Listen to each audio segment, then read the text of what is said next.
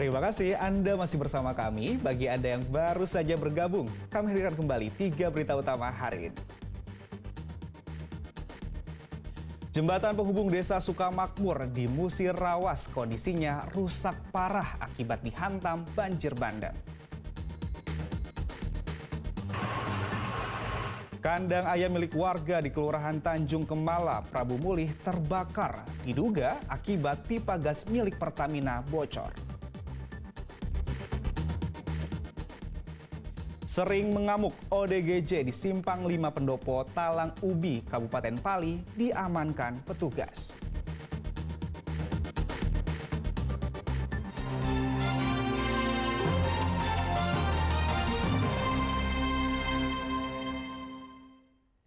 Dua kurir narkotika jenis ekstasi ditangkap Satuan Narkoba Polres Lubuk Linggau di Jalan Cerme, Kelurahan Cerme Taba, Kota Lubuk Linggau. Keduanya diringkus saat kedapatan membawa 100 butir pil ekstasi.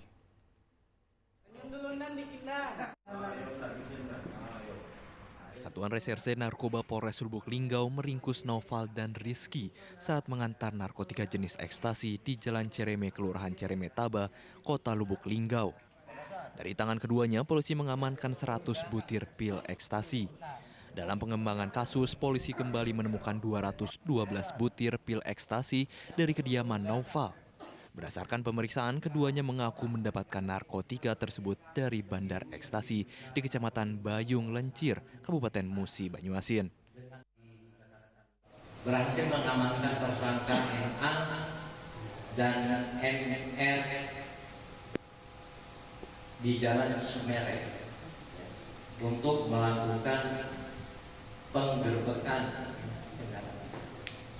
Yang dihasilkan terdapat 100 butir tablet warna biru pil ekstasi golongan 1 jenis ekstasi.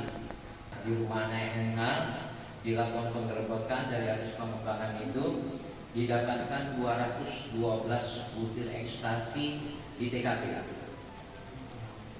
Atas kejadian ini, Satuan Res Narkoba mengamankan 2 terduga pelanggar untuk diamankan, diambil keterangannya. Polisi kini memburu pelaku berinisial L yang diketahui diduga ikut terlibat dalam peredaran pil ekstasi ini. Polisi menjerat keduanya dengan Undang-Undang Narkotika dan terancam hukuman 20 tahun kurungan penjara hingga seumur hidup. Muhammad Ardiansyah Putra melaporkan dari Lubuk Linggau.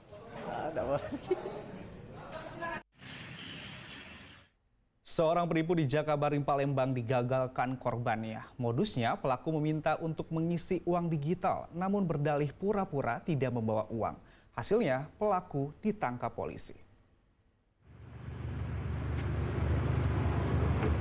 Pria bernama Riansyah, warga Bukit Besar Ilir Barat 1, Palembang ini digelandang polisi ke Mapolsek Seberang Ulu 1, Palembang. Riansyah ditangkap polisi karena diduga melakukan penipuan. Peristiwa penipuan ini terjadi di gerai pengisian pulsa di Jalan Opi Raya, Jakabaring, Palembang pada hari Minggu yang lalu. Modus yang dilakukan pelaku adalah dengan meminta diisikan saldo dompet digital kepada penjaga gerai. Namun setelah dilakukan pengisian saldo sebanyak 5 kali, terduga pelaku kemudian berpura-pura tidak membawa uang tunai. Penjaga gerai yang curiga dengan gerak-gerik pelaku yang selalu mengelak ketika dimintai pembayaran, langsung mengamankan pelaku dan menghubungi polisi. Pihak gerai mengaku telah mengalami kerugian hingga Rp7.700.000. Pada pertama kali dia datang, aku nggak langsung transfer karena aku mau minta uangnya dulu. Terus dia bilang ada mbak uangnya, pertama transaksi itu 1 juta. Sudah itu dia kasih nomor telepon karena pakai top up OVO. Kedua itu 2 juta, kerugian itu 7.700.000. Berapa kali transfer itu? 5 kali transfer. Berapa juta? Saat ini pelaku menjalani pemeriksaan di unit Reskrim Polsek Seberang Ulu 1 Palembang. Jika terbukti bersalah, terduga pelaku akan dijerat dengan pasal penipuan dan penggelapan dengan ancaman hukuman paling lama 5 tahun kurungan penjara. Dedi Irwansyah melaporkan dari Kota Palembang. Waspada, lagi dan lagi pencurian sepeda motor kian meresahkan. Kali ini, dua pelaku curanmor beraksi di salah satu rumah warga di Kelurahan Kenten, Kabupaten Banyuasin. Sebelum membawa kabur sepeda motor, pelaku diduga merusak kunci gembok pagar dengan memberi cairan kimia.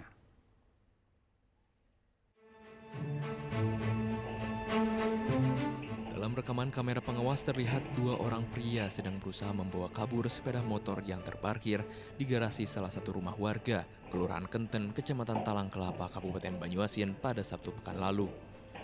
Warga menduga pelaku berjumlah 4 orang setelah melakukan pengamatan di sejumlah rekaman CCTV yang menangkap gerak-gerik kawanan ini. Diduga kawanan ini merupakan spesialis pencurian sepeda motor lantaran gembok pagar rumah yang tidak mengalami kerusakan diduga dibobol menggunakan cairan kimia.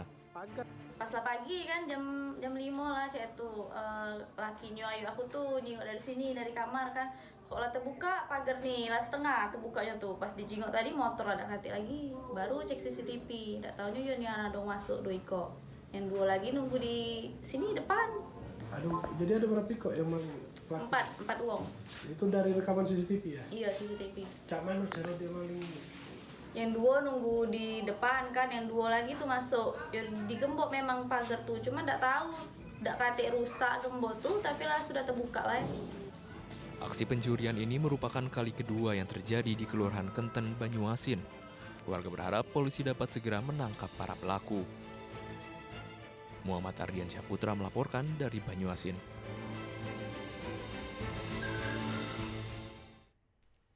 Untuk menciptakan sistem ekonomi kreatif di Sumatera Selatan, Menteri Pariwisata dan Ekonomi Kreatif Sandiaga Uno akan mendorong Kota Palembang menjadi kota ekonomi kreatif tingkat dunia. Nantinya, destinasi wisata yang unik di Palembang akan menjadi daya tarik wisatawan untuk berkunjung. Jelang akhir masa jabatan sebagai Menteri Pariwisata dan Ekonomi Kreatif, Sandiaga Salahuddin Uno melakukan kunjungan kerja ke salah satu kampus pariwisata di Kota Palembang. Sandiaga juga sempat melihat-lihat kreativitas hasil buatan para mahasiswa, mulai dari makanan, minuman, busana, hingga keahlian di bidang pariwisata. Di penghujung tugas sebagai menteri, Sandiaga Uno mengaku program yang direncanakannya untuk tahun ini telah diselesaikan.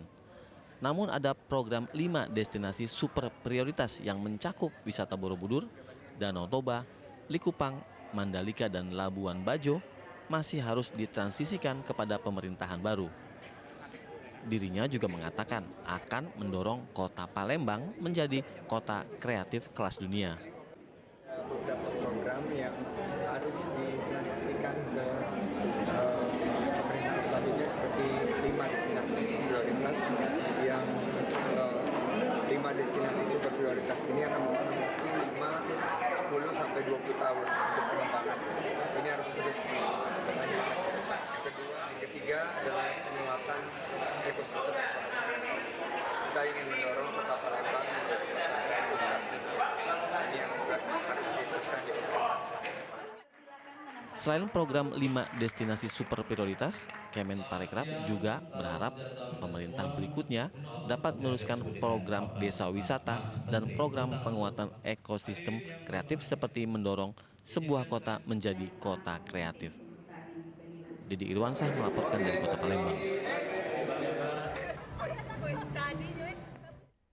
Palembang, kota tertua di Indonesia, ternyata memiliki Al-Quran terbesar di dunia. Al-Quran raksasa itu terletak di Kecamatan Gandus dan saat ini menjadi magnet tersendiri bagi wisatawan. Tak hanya wisatawan lokal, Al-Quran raksasa juga kerap dikunjungi oleh wisatawan mancanegara.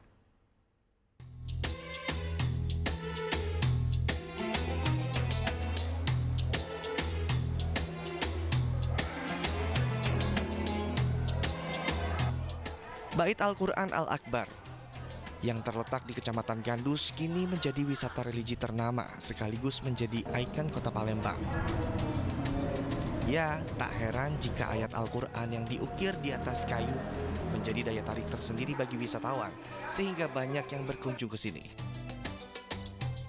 Al-Quran raksasa ini mulai dibuat pada tahun 2002 dan selesai dikerjakan pada tahun 2009. Lembaran mushaf setinggi 15 meter tersusun rapih pada 2 lantai bangunan. Warna ukirannya pun begitu menawan, bernuansa coklat keemasan. Sesuai dengan namanya Al-Akbar yang berarti besar, lembar Al-Quran dibuat dengan ukuran yang besar dan tulisan ayat suci ini tertuang dalam media papan kayu lengkap dengan tajwidnya. 30 juz berjumlah 315 keping kayu, semuanya ini Pak terbuat dari kayu tembesu. Dipilih kayu tembesu oleh Ustaz Haji Syafaq Fatila karena kayu ini anti rayap, tidak bubukan dan tidak mudah lapuk, bahkan usianya bisa mencapai ratusan tahun. Al-Quran dengan ukuran panjang satu kepingnya 177 cm, lebar 140 cm, ketebalan kayu atau papannya 2,5 cm, berat satu keping rata-rata 50 kg. Sejak diresmikan menjadi destinasi wisata religi, Bait Al-Quran Al-Akbar kerap didatangi oleh wisatawan luar negeri, terutama Malaysia. Biasanya wisatawan yang datang rombongan. Mereka bisa mengabadikan momen dengan swafoto atau berfoto bersama. Namun ada juga pengunjung yang berkali-kali datang ke sini karena kagum dengan keindahan Al-Quran raksasa. Kalau kesini baru sekitar 3 kali atau 4 kali. Sebenarnya saya kagum dengan Al-Quran raksasa ini karena menurut saya ini adalah salah satu tempat wisata Palembang yang menyiarkan tentang ajaran-ajaran Islam. Selain menjadi tempat wisata religi, Al-Quran raksasa juga dijadikan masyarakat sekitar untuk kegiatan lain seperti tadarus, ceramah, salat tarawih, dan buka bersama saat Ramadan. Al-Quran raksasa ini dinobatkan oleh Museum Rekor Indonesia atau MURI sebagai Al-Quran terbesar dan terberat di dunia. Bait Al-Quran Al-Akbar mulai dibuka pada pukul 9 pagi hingga pukul 5 sore. Harga tiket masuknya pun cukup terjangkau, hanya Rp20.000 per orang. Uang hasil tiket masuk digunakan untuk kegiatan sosial seperti rehab lokasi bangunan, pengembangan pesantren, serta berbagi kepada yatim piatu. Muhammad Kadafi, Kausar Putra melaporkan dari Palembang.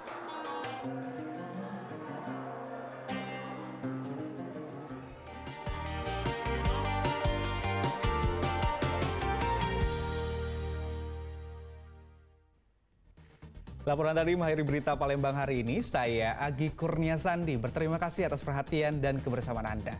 Selamat beraktivitas dan sampai jumpa.